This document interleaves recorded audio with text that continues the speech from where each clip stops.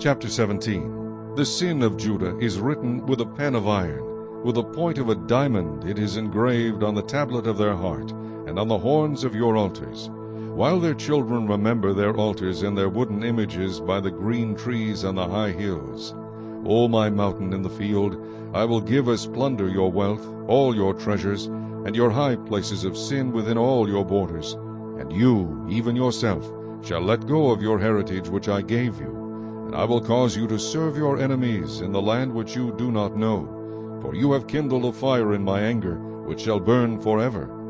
Thus says the Lord, Cursed is the man who trusts in man, and makes flesh his strength, whose heart departs from the Lord. For he shall be like a shrub in the desert, and shall not see when good comes, but shall inhabit the parched places in the wilderness, in a salt land which is not inhabited. Blessed is the man who trusts in the Lord, and whose hope is the Lord. For he shall be like a tree planted by the waters, which spreads out its roots by the river, and will not fear when heat comes, but its leaf will be green, and will not be anxious in the year of drought, nor will cease from yielding fruit. The heart is deceitful above all things, and desperately wicked. Who can know it? I, the Lord, search the heart. I test the mind, even to give every man according to his ways, according to the fruit of his doings. As a partridge that broods but does not hatch, so is he who gets riches, but not by right. It will leave him in the midst of his days, and at his end he will be a fool. A glorious high throne from the beginning is the place of our sanctuary. O Lord, the hope of Israel, all who forsake you shall be ashamed. Those who depart from me shall be written in the earth, because they have forsaken the Lord, the fountain of living waters. Heal me, O Lord, and I shall be healed. Save me, and I shall be saved, for you are my praise. Indeed, they say to me, Where is the word of the Lord? Let it come now. As for me, I have not hurried away from being a shepherd who follows you, nor have I desired the woeful day. You know what came out of my lips. It was right there before you. Do not be a terror to me.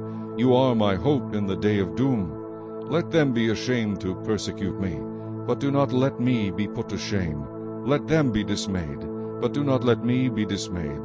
Bring on them the day of doom, and destroy them with double destruction. Thus the Lord said to me, Go and stand in the gate of the children of the people, by which the kings of Judah come in, and by which they go out, and in all the gates of Jerusalem, and say to them, Hear the word of the Lord, you kings of Judah, and all the inhabitants of Jerusalem who enter by these gates.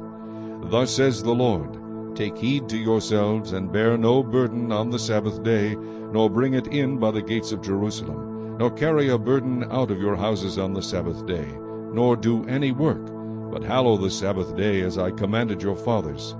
But they did not obey, nor incline their ear, but made their necks stiff, that they might not hear nor receive instruction. And it shall be, if you heed me carefully, says the Lord, to bring no burden through the gates of this city on the Sabbath day, but hallow the Sabbath day, to do no work in it, then shall enter the gates of this city kings and princes sitting on the throne of David, riding in chariots and on horses, they and their princes, accompanied by the men of Judah and the inhabitants of Jerusalem. And this city shall remain forever.